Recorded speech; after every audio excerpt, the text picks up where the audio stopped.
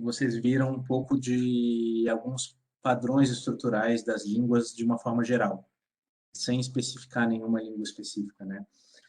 Mas eu achei que seria importante complementar isso de alguma forma, um olhar mais horizontal assim para as línguas. Digamos, a gente estava olhando especificamente para as estruturas, mas seria bom dar uma olhada para, afinal, que línguas existem, como que elas se comportam, como que elas se relacionam, principalmente. Tá, vamos começar olhando para a situação linguística do mundo em geral. Se eu não me engano, foi a Beatriz que falou disso, ou o Luizano, não lembro bem. Mas se a gente for resumir a situação linguística do mundo em três números, daria para resumir desse jeito. Tem mais ou menos, depende de como a gente conta, né? Mas o Etnologue, da versão 2020 do Etnologue, lista 7.117 línguas faladas hoje no mundo. A gente sabe que esse número é meio mais ou menos, porque é muito difícil definir o que é uma língua e o que não é. Ou seja, o quão diferentes duas formas de falar precisam ser para serem contadas como línguas diferentes. Esse critério está muito longe de ser uniforme. Em partes diferentes do mundo se usa critérios diferentes, por motivações diferentes, mas ainda assim esse número é útil para dar um censo para a gente. Mas já vi contagens de 40 mil línguas, por exemplo, em vez de 7 mil. Então, realmente depende de como a gente conta. Só que dessas línguas, só 23 dessas 7.117 são faladas por metade da população do mundo. Ou seja, tem 7 mil línguas sendo faladas hoje, um pouco mais, e só que só 23 delas, só que metade da população de humanos fala só 23 dessas línguas. Mais do que isso, se a gente pegar as quatro línguas mais faladas, inglês, chinês, hindi e espanhol, isso já dá 40% da população do mundo. Ou seja, essas muitas línguas, elas estão distribuídas de uma maneira bastante não homogênea. Umas poucas línguas são muito faladas e muitas línguas são pouco faladas. Se a gente olha para o outro espectro, 40% das línguas, enquanto 40% da população fala quatro línguas, 40% das línguas existentes são consideradas em perigo de extinção hoje, segundo o Etnologue. Perigo de extinção é uma coisa um pouco difícil de calcular, mas está fortemente relacionado a ter poucos falantes. A maioria dessas línguas consideradas em perigo de extinção tem menos de 1.000 falantes. A maioria dessas línguas, na verdade, tem bem menos de 1.000 falantes. Ainda assim, não é só o número de falantes que importa, mas o prestígio social, o grau de oficialidade da língua em algum lugar. Mas o fato é que, então, a gente tem essa situação em que muitas línguas correm muitos riscos. Mas ainda bem que a gente está aqui na nossa pequena vila, aprendendo um monte de línguas que poucas pessoas falam e tentando contribuir para melhorar essa situação. Tá, enfim. Esse é um meme que eu vi uns dias atrás numa página, achei que era adequado para essa situação. Daí, mas tudo bem, para entender como é que as línguas se relacionam, eu precisaria nessa introdução também falar como que as línguas tradicionalmente foram estudadas. Uma maneira tradicional de estudar as línguas, enfim, uma maneira que eu nem mencionei aqui, mas as pessoas que coletam palavras e fazem dicionários ou coisas parecidas, enfim, isso tem uma importância também. Mas isso é uma coisa um pouco simples e não vou falar disso. Mas uma maneira de estudar as línguas, uma maneira tradicional de estudar as línguas é escrevendo gramática sobre as línguas. O que é uma gramática? É uma tentativa de descrever com poucas regras ou poucos padrões ou poucas harmonias, alguma coisa desse tipo, a estrutura de funcionamento da língua. Porque é claro para a gente que uma língua não é só uma coleção de palavras. As línguas têm mecanismos próprios de funcionamento. Então, existe essa tradição muito antiga de estudar como uma língua funciona escrevendo, tentando descrever esse funcionamento através de leis ou de padrões. O que é hoje considerado a gramática mais antiga do mundo é essa gramática Ashtatai do Panini, que é considerado o pai da linguística por alguns autores, e não é à toa que a Olimpíada de Linguística da Índia se chama Panini, em homenagem a ele. Isso mais ou menos entre o século sexto e o século quinto antes da Era Comum. Isso é bem antigo. Porém, a gramática do Panini ela é um pouco diferente do que a gente está acostumado. Era uma gramática do sânscrito, mas todas as gramáticas que a gente conhece, elas em geral são baseadas no modelo grego de gramática, principalmente nessa gramática lá do século II antes da Era Comum do Dionísio da Trácia, que era chamada Techne Grammaticae, que significa literalmente a arte. Techne é arte, mas que, enfim, hoje a palavra arte tem um significado um pouco diferente do sentido tradicional da palavra arte em latim, que tem mais a ver com artesania ou com a capacidade de fazer coisas concretas. Aí a arte acabou, a partir do século XIX, ganhando esse tom artístico. Mas, enfim, então a palavra correspondente a isso em grego é techne, que é a mesma raiz de tecnologia, por exemplo, ou de técnica. E, enfim, que significa então a arte da gramática. Então o nome gramática também vem do grego. E desde então outras gramáticas foram escritas. Gramáticas por latim foram escritas durante o Império Romano. E só muito tempo mais tarde as línguas europeias receberam gramáticas. A primeira gramática de línguas europeias é do século XV, da gramática da língua castelhana, porque por um longo tempo essas línguas, por exemplo, espanhol, português, italiano, não eram consideradas línguas, né? Eram considerados dialetos vulgares do latim. Então elas, enfim, não mereciam ter um livro que descrevesse elas. Mas, enfim, teve essa gramática da língua castelhana, e uma coisa que eu vou falar mais no final, na mesma época foram escritas as gramáticas para várias línguas indígenas da América do Sul, por essas mesmas pessoas, os espanhóis e portugueses. Depois eu vou falar disso. Enfim, a partir dessa época, do século XV, XVI, uma outra maneira de estudar as línguas foi o que ficou conhecido como filologia. A filologia era um pouco diferente desses métodos de gramática, no sentido, pelo menos num sentido, que ela era mais baseada nos textos. Então, a questão não é só entender regras abstratas, mas entender como que os textos realmente funcionam. Um grande trabalho que considerado inaugural da filologia durante o Renascimento foi um autor italiano que conseguiu, analisando o tipo de estrutura que se usava no latim num texto específico, provar que um texto que era atribuído a uma pessoa do século II era um texto fake, porque no século II não se usava esse tipo de estrutura, esse tipo de vocabulário no latim. Então, com isso, ele provou que esse texto era falso e que ele foi escrito bem tardiamente, lá pelo século XII, por aí. Isso foi, assim, uma coisa muito incrível. E aí esse tipo de análise começou a ser feita. É claro que dá para dizer que, de alguma forma, a filologia remete às bibliotecas de Alexandria e de Pérgamo. Que a gente vai falar sobre isso quando a gente falar dos sistemas de escrita, daqui a umas 3 semanas. Mas esse nome ficou muito associado a essa época, ao Renascimento, e a esse período humanista na Europa. E aí tem alguns nomes que passaram a ser usados nessa época, porque aí já não se trata de descrever uma língua específica, mas já tem uma noção de descrever conjuntos de línguas ou uma mesma língua em épocas diferentes, tem uma comparação desse tipo, assim, um pouco mais transversal.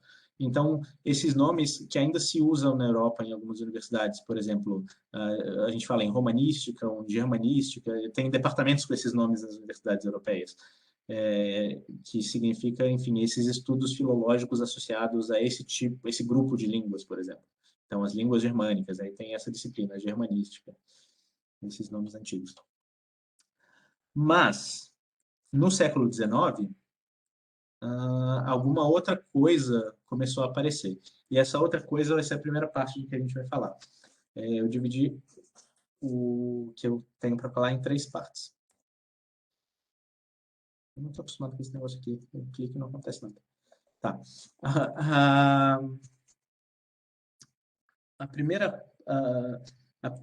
esse movimento, esse outro jeito de estudar as línguas que começou no século XIX era essencialmente baseado nessa metáfora, entender as línguas como espécies biológicas, como animais. Em que sentido? A gente pode pensar, por exemplo, que também isso é uma ideia do século XIX também. O que caracteriza os seres vivos? Uma das coisas que caracterizam os seres vivos é que eles mudam o tempo todo. Então, sei lá, se dois pássaros cruzam e tem um filhote, esse filhote provavelmente tem mutações em relação aos pais. Depois foi-se entender que isso acontece no nível genético, enfim, a noção de gene não existia exatamente, mas existia essa ideia. Essas mutações estão sempre acontecendo. Da mesma maneira, acontece com as línguas. As línguas também estão sempre mudando. Toda vez que eu falo uma coisa, mesmo eu, daqui a 10 anos, não vou falar do mesmo jeito que eu falo agora. E também não vou falar do mesmo jeito que vocês falam. Então, essas mudanças ficam acontecendo o tempo todo e elas são mais ou menos aleatórias, a gente pode dizer. Só que, às vezes, essas mudanças aleatórias elas vão se acumulando em grupos que ficam relativamente isolados.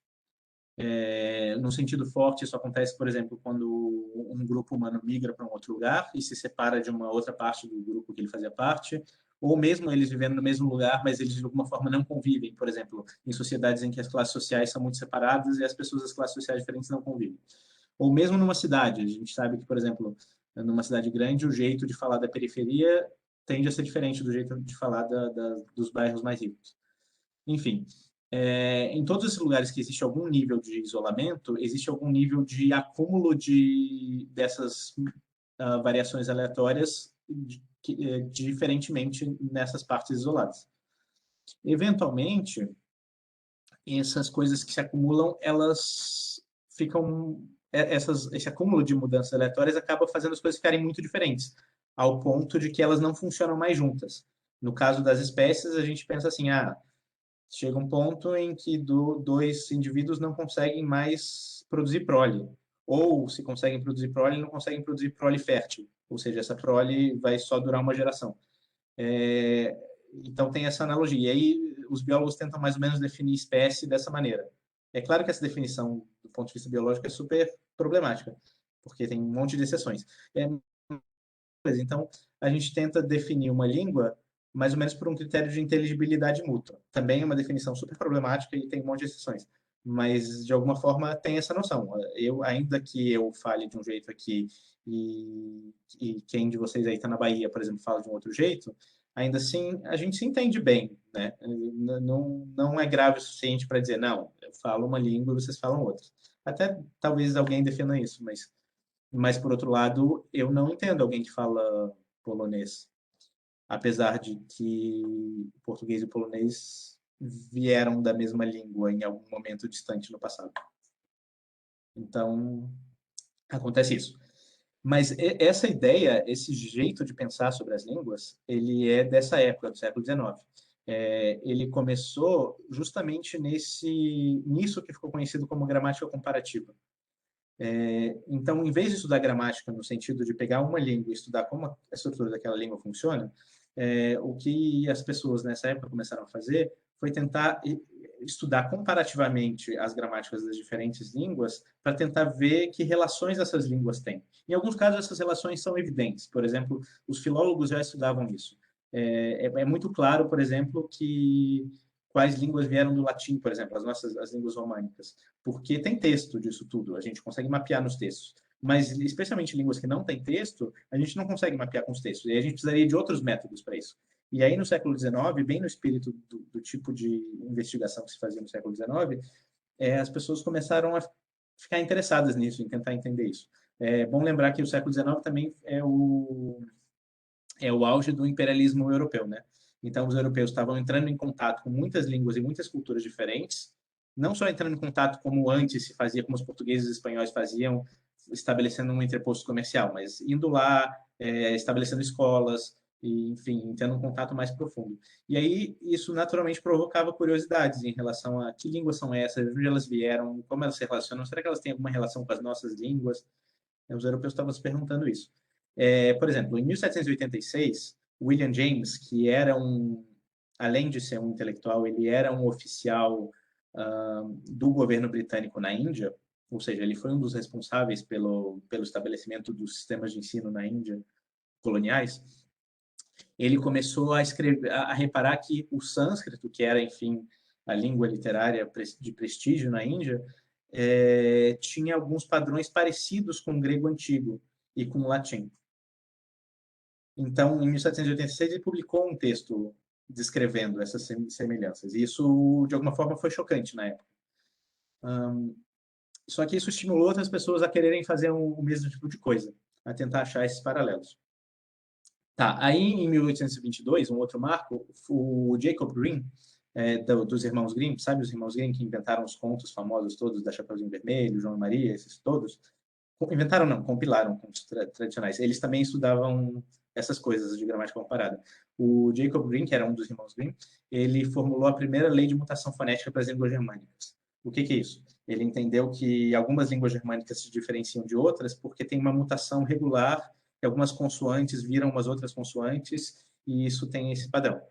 Eles inauguraram esse negócio de leis fonéticas, que depois virou uma coisa importante para isso. Então, tem várias leis fonéticas, a lei de Grassmann, a lei de Werner, a lei de Saussure. A lei de Saussure, por exemplo, é um objeto de um dos problemas da IOL de 2005, que é um problema bem legal. Acho que vocês, se tiverem tempo, deviam dar uma olhada depois. E esse era o mecanismo de entender como essas línguas se relacionam.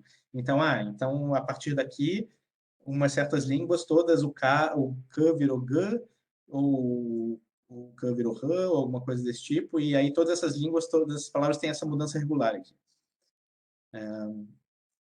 Então, por exemplo, esse é um exemplo real. O verbo to have, em inglês, que tem a mesma raiz do verbo haben, em alemão, é, a reconstrução do verbo que deu origem, eles dois, é alguma coisa tipo cap. Ou seja, era um K que virou um R. É um processo bem típico das línguas germânicas. Enfim, só um exemplo. E aí as pessoas continuaram estudando isso. Aí, 30 anos depois, esse Franz Bopp, que era outro alemão, publicou esse livro chamado Gramática Comparativa, que deu um nome para esse tipo de movimento. Eram 6 volumes, era um negócio meio grosso.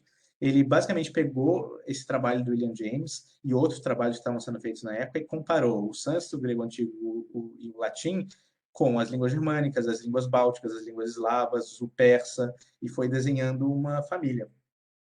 Foi vendo que, na verdade, todas essas línguas, de alguma forma, elas estavam relacionadas. Se a gente fosse criando várias leis fonéticas dessas, a gente conseguia achar um padrão que mostrava uma espécie de origem comum para essas línguas todas.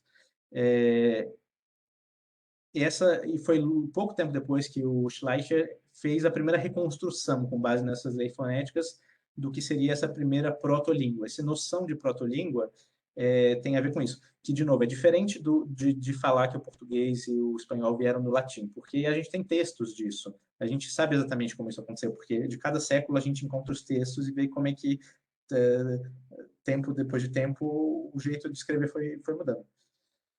Mas quando a gente está falando disso, a gente está falando de um outro método, que é um método de reconstrução de uma língua que não tem registro. Então, isso é chamado de protolíngua porque não é uma língua real, no sentido de que é uma língua que alguém fala e alguém gravou alguém falando. É uma língua reconstruída, é uma hipótese, é uma invenção da cabeça de alguém. Ainda assim, é uma boa invenção. É uma invenção que faz sentido e ajuda a gente a entender como é que as línguas se relacionam. E aí se chamou essa grande família de línguas de família das línguas indo-europeias. E essa protolíngua de proto-indo-europeu. Essa noção de família linguística é dessa época também, que, de novo, é baseada nessa analogia com as espécies, né? Então, é como se fosse um gênero, ou... Enfim, na biologia tem vários nomes para os níveis de agrupamento, né?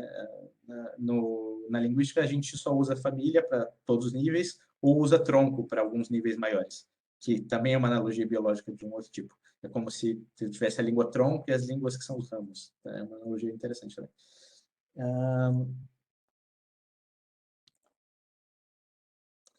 Enfim, aí surgiu esse negócio, essa chamada família indo-europeia. Ela recebeu esse nome.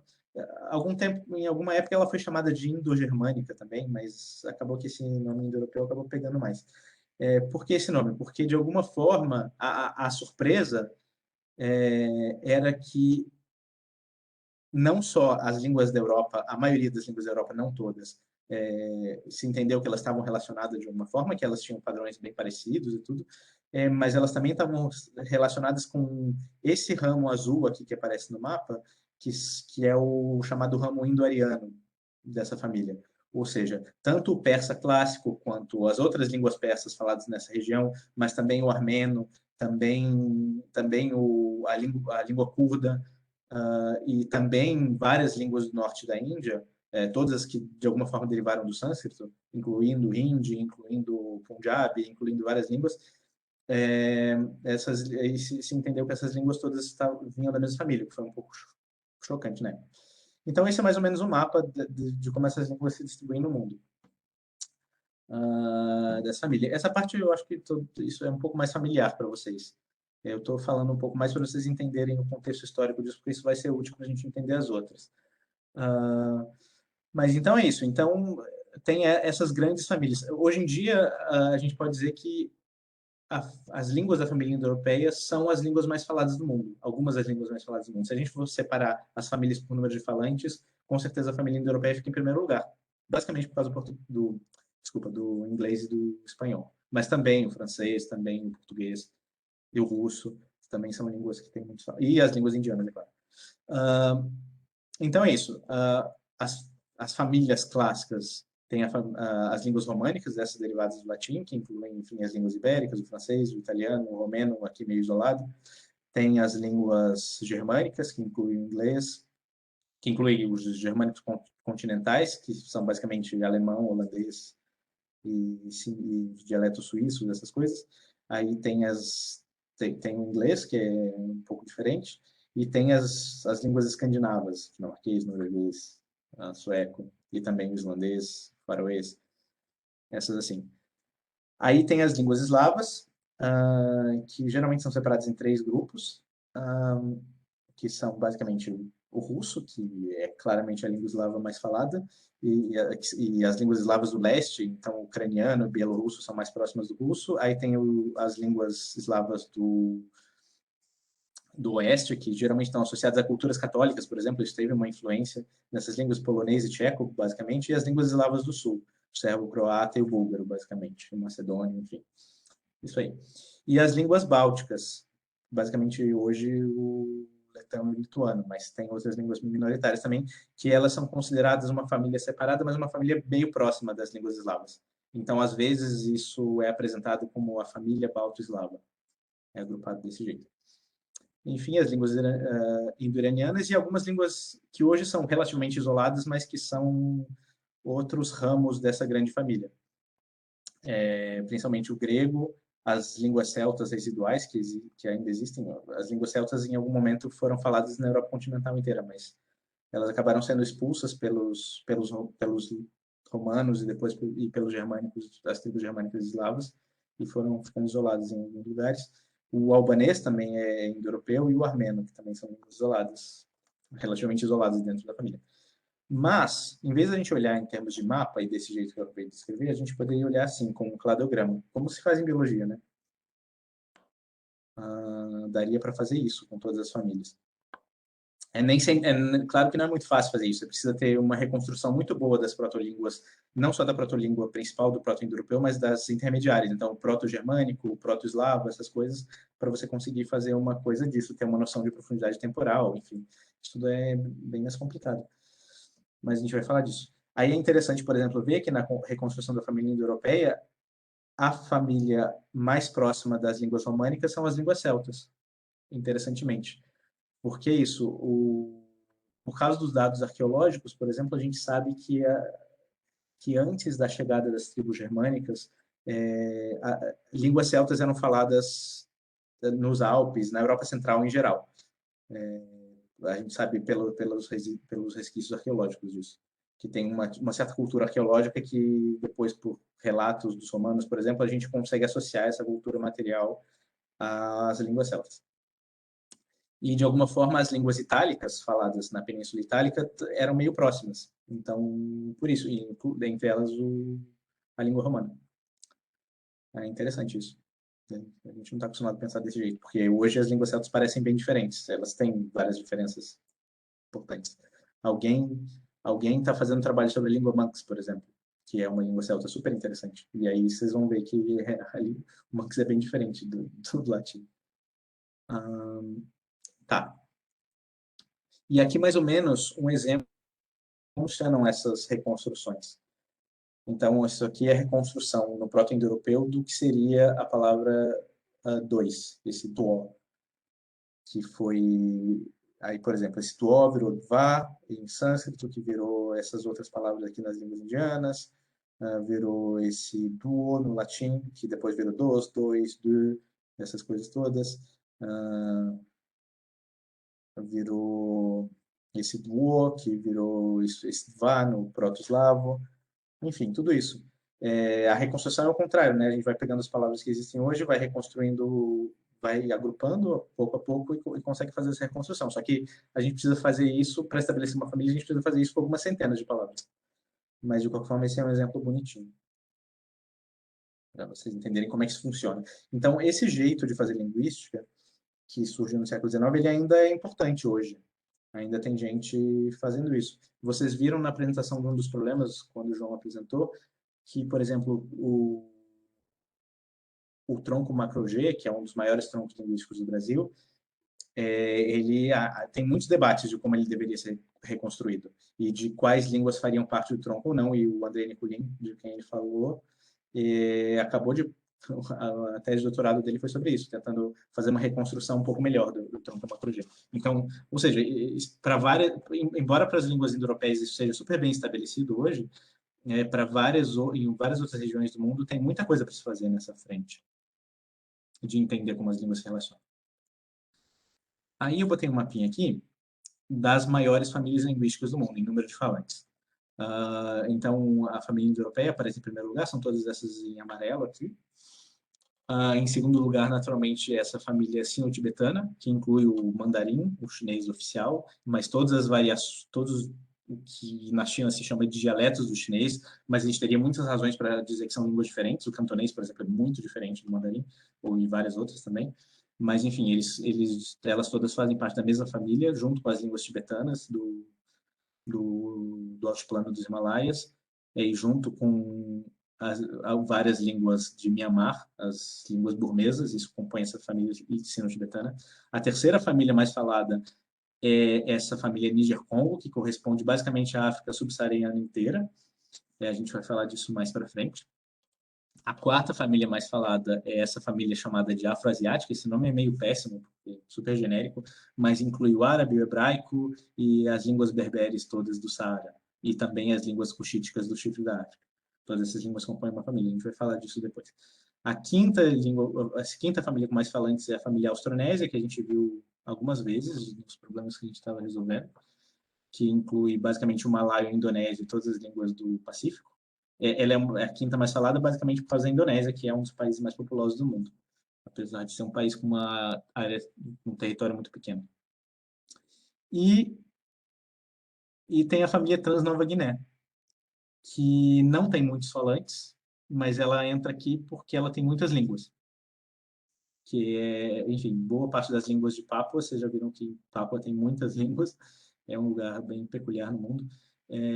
Várias dessas línguas, enfim, tem só 4 milhões de falantes, comparado, por exemplo, com 500 milhões da família afroasiática. Mas tem mais línguas da família Transnova Guiné, 477, do que línguas da família afroasiática.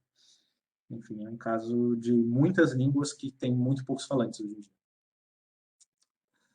E hoje em dia, os linguistas reconhecem mais ou menos 136 famílias independentes. Só que essas outras 136 famílias, que não são essas 6 aqui, correspondem a só 1/6 da população humana. É aquilo que a gente estava falando no início. Então, tem muitas, muitas línguas faladas por muito pouca gente. Somado a essa figura das famílias linguísticas, a gente tem uma coisa que são as chamadas línguas isoladas. As línguas que são únicas demais para caber numa família. É difícil saber exatamente como que essas línguas isoladas surgiram. Repara que eu nem estou entrando no mérito de discutir se a língua humana surgiu uma vez só ou se surgiu de várias, independentemente em vários grupos diferentes. Esse é um debate super difícil e inacessível. Tem muita gente que tenta agrupar todas as famílias linguísticas numa grande família de todas as línguas humanas, mas não tem dados suficientes para isso. Porque quanto mais protolíngua em cima de protolíngua você faz, mais incertos ficam os dados, né? Então não dá para ficar fazendo isso para sempre. Tá. Mas enfim, aí tem essas línguas isoladas. As línguas isoladas são chamadas de línguas isoladas as línguas que não têm nenhum parente conhecido ou reconhecido, que você não consegue relacionar ela com nenhuma outra língua. Seja porque elas talvez sejam a última sobrevivente de famílias que se extinguiram, porque os seus falantes começaram a falar outras línguas, ou simplesmente foram literalmente extintos, ou ramos solitários, ramos um pouco isolados de outras famílias que a gente não conseguiu ainda encaixar numa reconstrução. A gente pode pensar que línguas isoladas são uma coisa meio isolada, mas, por exemplo, o japonês é uma língua isolada. O japonês é uma das línguas mais faladas do mundo, tem 150 milhões de falantes. E não se consegue relacionar, não se conseguiu até hoje relacionar o japonês com nenhuma outra família. A gente pode dizer que o japonês está relacionado com as línguas, as chamadas línguas ryukyuanas, que são faladas nas ilhas no sul do Japão. Elas são línguas diferentes do japonês, claramente, e são da mesma família, mas a gente pode pegar todas elas e dizer que isso é uma coisa isolada, que não se relaciona com nada. O coreano, da mesma maneira, do lado, é falado do lado do Japão, mas também é uma língua isolada. Também não é da mesma família do japonês, até onde se sabe. O coreano é bem diferente do japonês em muitos aspectos, e ambas são bem diferentes das línguas sino-tibetanas, ou seja, não são da família do chinês, nem da família do mongol, enfim. Algumas pessoas já tentaram fazer esse agrupamento, e também é uma língua muito falada. Para pegar um exemplo mais típico de língua isolada, tem o basco, né, que é a única língua isolada viva na Europa hoje, que é um grande mistério para os linguistas, porque o basco é bem diferente de muitas coisas também. E é um exemplo preferido aí da garotada. O sumério, entre as línguas clássicas, o sumério se destaca por ser a única que é uma língua isolada. Uma língua que a gente não consegue relacionar com nenhuma outra língua. Claro que é bem mais difícil quando a gente pega uma língua muito antiga assim, né? Mas, enfim, não. As outras línguas da Mesopotâmia, a gente sabe que eram línguas afroasiáticas, da mesma família do árabe, do hebraico, tudo isso dá para reconstruir, mas o sumério não se encaixa nisso. Então, ninguém sabe sobre o sumério. Muitas línguas indígenas são tidas como línguas isoladas, mas isso muito se deve ao fato de que a reconstrução das famílias de línguas indígenas é, é muito mais difícil. A gente tem poucos dados, enfim, por causa da história da colonização e porque, enfim, é uma coisa que se estuda há menos tempo também. Mas, por exemplo, eu peguei o exemplo do Mapudungun, que é a quinta língua indígena mais falada da América Latina. É a principal língua indígena do Chile, e hoje tem vários projetos de revitalização dela, é a língua do povo Mapuche. E ela, até onde se sabe, é uma língua isolada. Tem algumas tentativas de agrupar ela com as línguas arawak, depois eu falo disso. E muitas línguas de sinais são línguas isoladas. Com as línguas de sinais é interessante porque muitas são relativamente recentes, a gente tem registro disso, de comunidades isoladas de pessoas surdas que começaram a inventar uns sinais e aquilo virou uma língua e foi passando de geração em geração, só que aquela língua é claramente isolada, porque ela surgiu sozinha, ela não surgiu de outra coisa. Pode ser que isso tenha acontecido com várias línguas orais, a gente simplesmente não sabe. E, para adicionar um outro grau de complexidade no estudo, a gente tem essas línguas crioulas, ou pidgins. Elas são mais únicas ainda, não só elas são isoladas, na verdade elas não são isoladas, mas elas surgem de um jeito muito específico de mistura entre dois estratos linguísticos diferentes, de um jeito que ela fica diferente dos dois estratos. E todas elas vêm de por exemplo, o papiamento, que é a língua falada no Aruba. Ela é uma mistura de português, holandês e línguas indígenas do Caribe. Só que ela não dá para agrupar ela em termos de família, nem com português, nem com holandês, nem com nenhuma língua indígena, porque acaba que a gramática dela é totalmente diferente dessas outras línguas, porque a mistura se dá de um jeito bem peculiar. Isso é um desafio para os linguistas, entender o que são essas línguas crioulas. Isso é uma coisa nova. Só que aí tem um problema social com isso também, um problema social de como se faz ciência. Porque todas essas línguas, esses pidgins e essas línguas crioulas, elas todas surgiram no mesmo fenômeno histórico, nos últimos 400 anos, do contato no processo de colonização e de escravização das línguas europeias, basicamente português, espanhol, francês, inglês e holandês, com as línguas indígenas do mundo todo. E esse contato se deu de maneiras bem peculiares, e gerou essas línguas peculiares. Alguns linguistas, existe uma noção clássica que ainda é muito, se você vai na Wikipédia, por exemplo, no artigo de Pidgin e de crioulo, ainda tem isso escrito. essas línguas são tratadas como se fossem línguas primitivas, é como se ainda não fosse uma língua, é só um jeito meio primitivo de combinar as palavras que como se fosse evoluir para uma língua um dia. Então tem essa coisa. Alguns linguistas acreditam de verdade nisso, que isso pode ser uma pista de como línguas se desenvolvem em situações de contato muito intenso. Ou seja, como se não fosse uma língua propriamente. Curiosamente, os linguistas que dizem isso são todos linguistas europeus e americanos, como a maioria dos linguistas são. Por outro lado, outros linguistas, especialmente africanos e latino-americanos, acham essa visão terrível, acham isso basicamente racismo. Questionam isso como, enfim, uma noção tosca do que seja língua e apontam para isso. Por exemplo, para o fato de que todas essas línguas se formaram no mesmo processo histórico. Então, a gente precisaria olhar para esse processo histórico para entender por que essas línguas são desse jeito. E claro que é um caso super único de ecologia linguística, mas isso não tem nada a ver com considerar que são o estágio anterior de formação de uma língua e tal. Esses linguistas defendem isso. Ainda assim, essa visão é a visão dominante, essa visão de que é como se fossem línguas primitivas. Só que isso é um debate quente hoje. Especialmente conforme esses linguistas africanos e latino-americanos vão ganhando mais voz, esse debate vai ficando mais interessante. De qualquer forma, é que não dá para encaixar essas línguas nas famílias. Ou seja, como toda analogia, essa analogia de línguas com espécies biológicas tem limitações. Ela funciona até um certo jeito, ela funciona muito bem para as línguas indo-europeias, basicamente porque ela foi inventada para as línguas indo-europeias, mas ela funciona bem menos em outras partes do mundo, eu vou dar alguns exemplos depois. E para algumas coisas, tipo as línguas crioulas, não funciona em geral.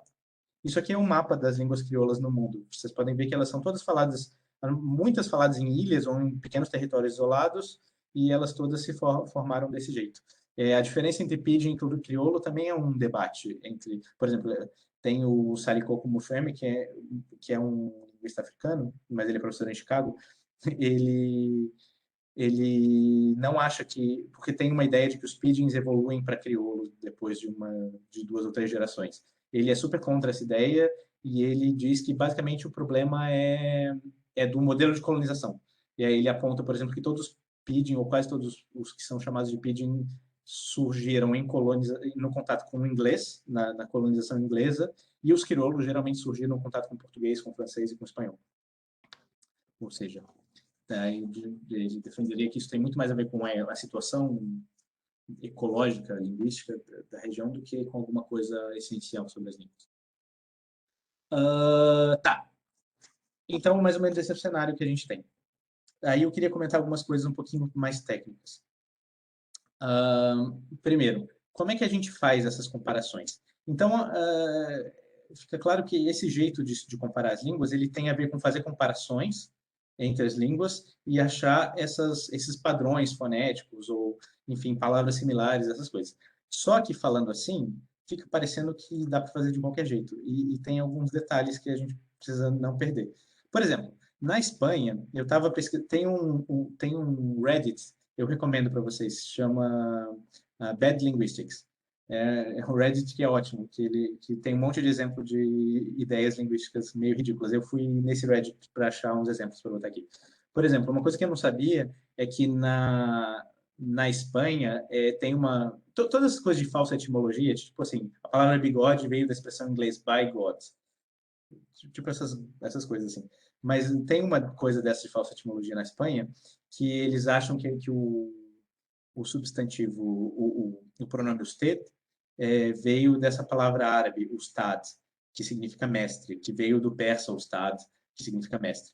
E aí, por isso, então, o usted era a forma mais formal, e porque veio dessa palavra para mestre, enfim, tem toda uma historinha. Mas isso não é verdade, não existe isso. A gente que fala português, a gente sabe que isso não é verdade, porque a gente tem o você, e a gente aprende na escola que você veio de uma contração de uma expressão formal que era vossa mercê, que existia em espanhol também, vuestra merced, que deu origem ao usted. Então, isso é um exemplo. Não é só porque essas palavras são parecidas que necessariamente elas estão relacionadas. E aí tem um monte de exemplo engraçado. Eu achei um artigo muito engraçado dizendo que as línguas indo-europeias todas vieram do chinês. É um artigo nacionalista chinês querendo dizer que o chinês é a língua mais antiga do mundo. Por exemplo, um dos exemplos que tem lá é que a palavra yellow do inglês veio da expressão em chinês yellow, que significa folha caindo, né? Porque a folha caindo é amarela, então deve ter a ver, né? Mas, enfim, claro que não. Vioça. Eu não conheço Vioça, Bianco. Não sei dizer se é considerado uma língua crioula, mas eu posso ler sobre isso depois de te dizer.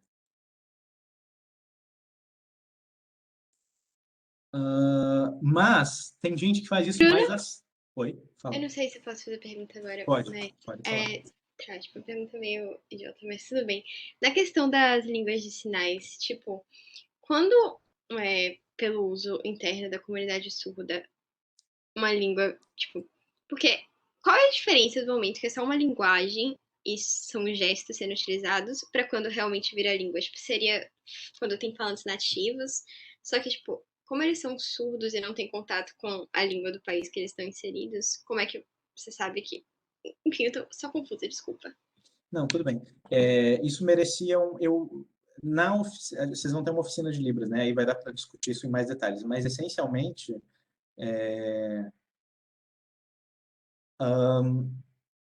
a diferença entre língua e não língua. Por que as placas de trânsito não são língua? Dá para explicar isso de várias maneiras. Uma maneira, por exemplo, comum, é a capacidade, é a produtividade dos sons, dos símbolos, quer dizer.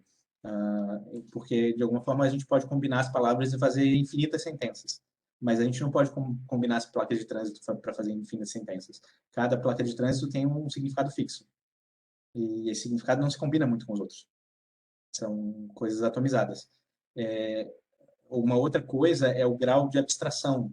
Então, é diferente eu fazer, sei lá, eu fazer um gesto que significa, sei lá, faz silêncio, que é um gesto de botar o dedo na boca, por exemplo, que é mais um ícone do que um símbolo, no sentido de que é uma representação um pouco direta do que eu estou pedindo, e é diferente disso do que eu ter um símbolo arbitrário para dizer faça silêncio. Então, os sinais, eles são palavras, eles são conceitos específicos. Enfim, tem muitas maneiras de olhar para isso. Uma maneira, por exemplo, é a gradação. Por exemplo, se eu quero fazer um gesto de que alguma coisa é grande, eu faço assim com a mão, eu posso fazer assim, dizer que isso é, sei lá, o tamanho da coisa. Se eu fizer assim com a mão mais larga, não dá para ver na câmera, assim dá para ver na câmera, isso quer dizer que isso é maior do que a outra coisa que eu fiz assim, né? As palavras não funcionam assim. Eu não falo grande para dizer grande. Até falo, mas tipicamente os significados não funcionam assim.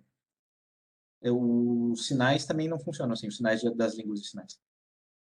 Mas, enfim, na oficina de Libras, a gente pergunta isso na oficina de Libras para a pessoa. Eu vou estar lá também, pergunta para mim também. Mas pergunta para a Marília, que vai dar a oficina, que ela vai poder falar melhor sobre as línguas de sinais especificamente. Tá, obrigada. Mas esse negócio essas coisas de falsa etimologia meio bobas são meio bobas, mas é que tem gente que leva isso a sério. Eu achei, nesse Reddit aí, eu achei um artigo sensacional, de onde eu tirei essa tabela aqui. Basicamente, a pessoa pega umas palavras do Sumério, umas transcrições do cuneiforme, enfim, com letras latinas, e compara com palavras que existem no turco e em alguns dialetos do turco e do azeri, da língua do Azerbaijão. O ponto do cara é provar que o sumério é a língua túrquica mais antiga existente. Existe uma coisa acontecendo na Turquia hoje que é um nacionalismo meio maluco. E os turcos, eles têm essa mania de achar que eles são o povo mais antigo do mundo, alguma coisa desse tipo. E aí só que tem gente tentando defender isso, supostamente fazendo trabalho linguístico. Claro, assim, essa tabela tem muitos problemas. Um dos problemas, o principal problema, é que você não pode só pegar palavras que são parecidas e achar que isso prova alguma coisa. Então, tem restrições no quanto as coisas podem ser parecidas. Eu peguei um exemplo um pouco mais ridículo, só para vocês se divertirem. Olha só, acredite ou não, o vocabulário do inglês se originou do sânscrito, que é a língua coreana antiga. Pulou uns 3 mil quilômetros aí, mas tudo bem. Mas o exemplo é que é legal. Corona. Corona significa coroa ou anel solar. Por que corona significa isso? Porque vem do coreano koro, que significa corda, que se enrola num lugar, com na, que é colocar, que é enfim, uma partícula em coreano. Então, corona veio de corona. Muito bom, né? Não vou comentar, não. Mas, enfim, aí, isso aqui é o Jacob Green fazendo essa cara para esses exemplos que eu mostrei. O, mas o que eu queria dizer com isso é que só fazer comparações não é suficiente. A principal coisa que a gente precisa é que a gente precisa fazer comparação e encontrar mudanças fonéticas regulares. Ou seja, como aquele exemplo do cap que virou haben ou virou have, é, isso precisa ser regular na língua. Então, a gente precisa que todos os casos, ou pelo menos todos os casos em início de palavra, ou todos os casos dentro de um certo, ou dos verbos, ou enfim, de alguma coisa, eles se transformem regularmente em han. Eu não posso só pegar uma palavra e pensar, essa palavra mais ou menos lembra essa. Tem mudanças regulares que acontecem. Vocês fizeram um problema sobre isso na segunda fase, né? Com os empréstimos do árabe no Swahili. Também tem mudanças regulares que acontecem. De um jeito que vocês conseguem deduzir as outras palavras a partir de alguns exemplos. Então, precisa ter mudanças regulares para que a comparação seja crível. Além disso, essas mudanças elas precisam incidir sobre o vocabulário básico da língua. Não dá para pegar palavras, sei lá, nomes de coisas da internet, que aí a gente vai dizer que por causa disso a gente pega, sei lá, internet, computador, download e descobre que o português veio do inglês. Não, né? Supostamente isso tem que acontecer nas palavras que são mais difíceis de mudar numa língua. Nos verbos básicos, nos pronomes, em coisas que, enfim, coisas que mudam mais devagar numa língua. Né? É difícil definir como muda devagar ou rápido, a gente fala disso depois. Além disso, as mudanças fonéticas elas precisam ser plausíveis. Por exemplo, é improvável que você consiga convencer um linguista descobrindo uma regularidade fonética em que um b vira t, porque tem poucos traços fonéticos compartilhados entre b e t. É difícil justificar por que uma coisa viraria outra. É diferente do k vira r, que é basicamente o que você está fazendo é aumentar o espaço da abertura da boca. Então, aqui está deixando de ser uma plosiva e se tornando uma fricativa. Isso faz sentido. Ou um b vira p. Aí a consoante está só se desvozeando. Ou um o virar e, aí vocês estão movendo a língua para frente. Enfim, tem que ter alguma relação plausível para um som virar outro. E, por último, essas mudanças não podem ser plausivelmente atribuídas ao contato entre línguas. A gente vai falar do contato daqui a pouco. Em particular, é importante dizer isso, eu vi isso em alguns artigos de vocês, eu queria comentar, a tipologia, essas categorias tipológicas, elas não são relevantes para estabelecer as famílias. Por exemplo, se uma língua é flexiva, não quer dizer que as línguas derivadas dela vão ser sempre flexivas. Está acontecendo com o português do Brasil, né? Várias coisas em que o português do Brasil é diferente do português de Portugal têm a ver com mudanças no padrão linguístico. Por exemplo, a gente está perdendo as flexões verbais. Tem uma tendência das flexões de gênero e número em português do Brasil, é uma tendência não, isso já acontece em algumas variantes, que é só ter duas flexões, para a primeira pessoa do singular e para o resto. Assim, eu falo, você fala, ele fala, nós fala, eles falam, vocês falam e eles falam. Isso é uma tendência, o português está perdendo os sufixos de flexão. Não só nisso, né, em outros lugares também, os sufixos de plural, isso não quer dizer, mas isso não, aí pode ser que um linguista no futuro fique um pouco confuso com isso. Mas ele deveria lembrar disso, que o fato de que uma língua tem sufixo de flexão de pessoa e número e a outra não tem, não quer dizer que elas não sejam a mesma família. A gramática ela muda mais facilmente essas coisas da gramática, esses padrões. Enfim, é isso aí. Então, o que conta mesmo são mudanças fonéticas regulares. Essa é a moral da história e o Green ficou feliz com isso. Uma outra coisa interessante relacionada a isso é como que então a gente pode determinar datas. A gente estava falando quando a gente montou o cladograma, né? A gente pode tentar imaginar quando que uma protolíngua era falada. Ou seja, em que época. Porque se a gente pensa, o inglês e o alemão são duas línguas. Em algum momento eles eram mais parecidos, mais parecidos, mais parecidos. Em algum momento eles eram a mesma língua. Mas que momento é esse? Como é que a gente pode saber que momento é esse? O fato é que não pode, é difícil saber isso. A gente pode usar vários dados extralinguísticos, mas do ponto de vista linguístico, tem algumas pessoas que tentam desenvolver métodos para isso. Uma delas foi o Morris Swadesh, nos anos 50. Acho que vários de vocês conhecem o Swadesh porque vários de vocês estão usando a lista de Swadesh nos artigos de vocês. A lista do Sudeste é uma lista, o que ele tentou fazer foi criar uma lista de palavras que seriam mais favoráveis para comparar as línguas, palavras que ele consideraria muito básicas de uma língua. Por exemplo, pronome de primeira pessoa e de segunda pessoa, ou nome para ações básicas, tipo segurar, andar, comer, o que mais? Nomes para o Sol e para a Lua, que são coisas universais. E ele fez uma lista de palavras que seriam palavras básicas, os números também, os números básicos, né? 1, 2 e 3, por exemplo, nas línguas que tem 1, 2 e 3. Isso tudo seriam palavras que mudariam um pouco numa língua. Então, seriam indicadores mais confiáveis para ver se as línguas são parentes ou não. E aí, ele criou uma fórmula baseada nas fórmulas de decaimento radioativo. Então, essa é a fórmula que o Swadhyesti mesmo criou. Então, basicamente, o tempo desde que a língua se separou é o logaritmo natural desse C aqui. Esse C é a proporção das palavras retidas na língua de Swadhyesti. E dividido por uma constante. Essa constante, ele calculou meio experimentalmente com as línguas que ele estava estudando, ele considerou que, da lista dele, mais ou menos a cada milênio, uma língua muda 14% dessas palavras.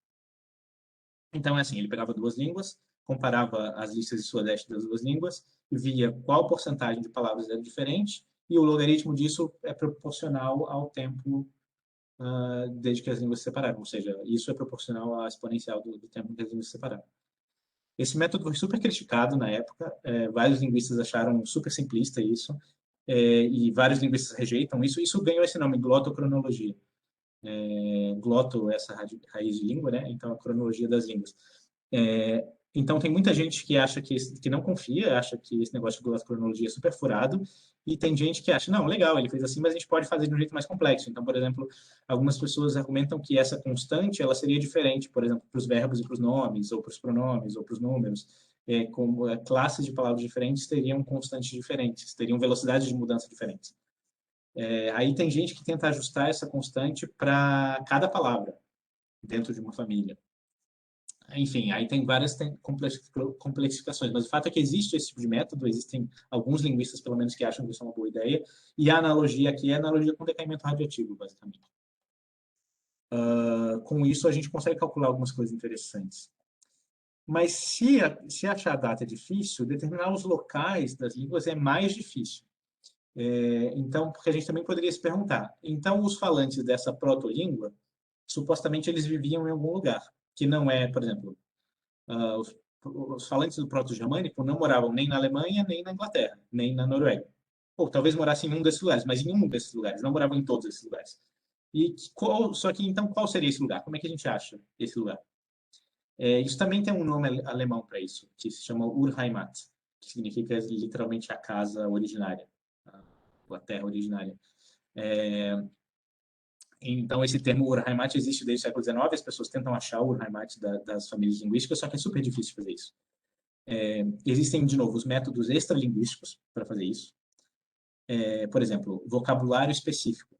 Se uma língua tem uma protolíngua, a gente consegue reconstruir na protolíngua a palavra para vaca, isso provavelmente significa que os falantes da protolíngua criavam gado.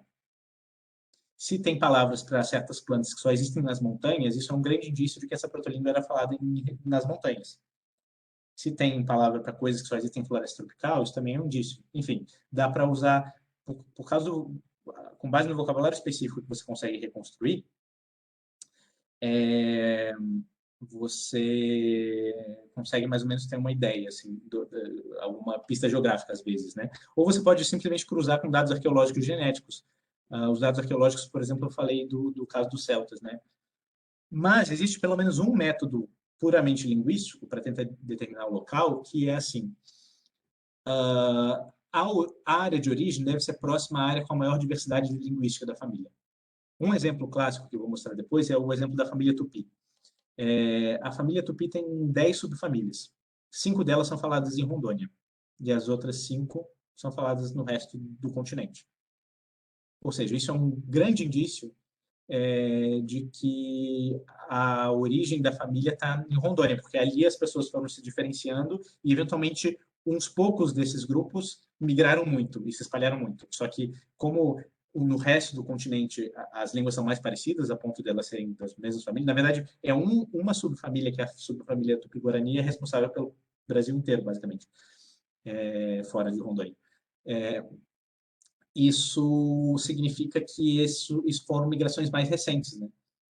A ideia por trás disso é que quanto mais diversas são as coisas, mais antigas são as variações. Então, de alguma forma, as pessoas migraram um pouco ali. Então, a origem da família Tupi provavelmente está em algum lugar ali em Rondônia, entre os rios ali, naquele pedaço da floresta amazônica. Foi o Sapir, o Eduardo Sapir, que é quem está na foto, que inventou esse método nos anos 60. Também esse método foi sendo refinado com o tempo, e esse método é super usado hoje. Nem sempre funciona, por vários motivos, mas porque na maioria das famílias a gente não consegue determinar exatamente o local, isso é disputado e tal. Mesmo a família indo-europeia, isso é super disputado, onde seria a origem. Algumas pessoas põem nos Montes Urais, outros nas estepes, outros na Hungria, sei lá. Tá. E como é que a gente cruza esses dados com dados não linguísticos, afinal, se a gente for olhar para dados não linguísticos? E aí é interessante comentar que, para deixar as coisas mais complicadas, a linguística, a arqueologia e a genética, elas apontam para dados diferentes. Elas levam, se a gente for agrupar os humanos por padrões genéticos, ou por padrões arqueológicos, culturais, enfim, de cultura material, ou por padrões linguísticos, a gente chega a agrupamentos diferentes. Por que isso acontece? Porque o mundo não faz sentido? Sim, o mundo não faz sentido, mas também porque quando os povos entram em contato, eles assimilam coisas dos outros povos. Às vezes eles assimilam a cultura material, às vezes eles assimilam a língua, às vezes eles assimilam a genética, ou seja, cruzam, literalmente. Mas quando que eles assimilam algumas coisas e não assimilam outras, isso depende muito de cada situação. Um exemplo interessante, por exemplo, da Europa, é o próprio húngaro e o turco. O húngaro, a gente sabe bem a história dessas línguas. Então, o húngaro veio com as tribos magiares que chegaram depois do fim do Império Romano, se estabeleceram nos planaltos ali, naquela região onde fica a Hungria hoje, entre os Cárpatos e os montes do sul, dos Balcãs, e os Alpes. Então, esse triângulo que tem ali, essa planície, os magiares chegaram lá e ocuparam. Só que os magiares não têm, a língua húngara não tem nada a ver com as línguas indo-europeias. A língua húngara é uma língua urálica, é parente do finlandês, parente de um monte de línguas do meio das estepes, do mar, enfim. Então, linguisticamente, o húngaro não tem relação com essas coisas. Mas, se a gente faz uma análise genética dos húngaros hoje, essencialmente, os húngaros são indistinguíveis dos outros povos da Europa Central, dos austríacos, dos romenos, dos búlgaros. Ou seja, geneticamente eles cruzaram, ou seja, eles têm a genética tipicamente europeia, mas de alguma forma eles preservaram essa língua. E às vezes acontece o contrário. Às vezes a genética é preservada, o grupo fica isolado, mas ele assimila a língua. Às vezes não assimila nenhum dos dois, mas assimila alguma coisa da cultura material, às vezes não. Com o turco é a mesma coisa. O exemplo do turco é até mais gritante, porque os turcos têm esse nacionalismo maluco que existe entre os turcos, inclui, por exemplo, já vi num vídeo dizendo que o Gengis Khan tinha olhos azuis. Que isso? Mas tem uma coisa de embranquecimento, porque, enfim, eles tentam dar uma origem ocidental para os turcos. Mas as tribos túrquicas, elas são tribos da Ásia Central, das estepes. Os turcos originalmente tinham cara de mongóis. Se a gente pega pinturas dos primeiros generais, os primeiros chás turcos, eles têm cara de mongol. Tem esse biotipo. Só que eles foram ficando cada vez mais... Hoje em dia, a genética dos turcos é basicamente a genética dos árabes. É indistinguível também. Com um pouco de mistura, mas enfim. Mas tem exemplos interessantes disso tudo. De como isso tudo se combina. Eu queria dar um exemplo que eu acho muito bonito, que é um negócio meio recente da linguística, chama paleobiolinguística. Eu vou dar o exemplo desse artigo aqui. Esse artigo, por exemplo, estuda a paleobiolinguística da domesticação da pimenta. A pimenta, enfim, como vocês sabem, surgiu na América. Nas Américas. Na América do Sul, na América Central, são espécies um pouco diferentes de pimentas, mas são todas espécies parentes. E aí, esses linguistas estavam pensando se os dados linguísticos poderiam dar alguma pista de quando e onde a pimenta foi domesticada. E aí, o método que eles usaram foi o seguinte: eles pegaram todas as reconstruções de proto-línguas indígenas da América do Sul e da América Central e foram vendo em quais dessas línguas ele tinha uma reconstrução para a palavra pimenta. E a hipótese é a seguinte: se a protolíngua tem uma reconstrução para a palavra pimenta, então os falantes dessa protolíngua, eles conheciam a pimenta, ou a pimenta era importante na vida deles. Se não tem essa reconstrução, então provavelmente não era importante. Então a pimenta entrou nesses povos depois disso, depois que eles já não falavam essa mesma protolíngua. Aí, claro, a gente precisa de métodos de datação dessas protolínguas. Eu não sei exatamente que métodos o artigo usa. Enfim, ele usa outros artigos. Aí, por exemplo, para as línguas da Mesoamérica, eles pegam essa família otomanguiana aqui. O proto-otomanguiano é datado mais ou menos de 6.000 anos atrás, 4.000 antes da Era Comum. E tem reconstrução propriamente. Então, pelo menos, com esses dados, dá para dizer que pelo menos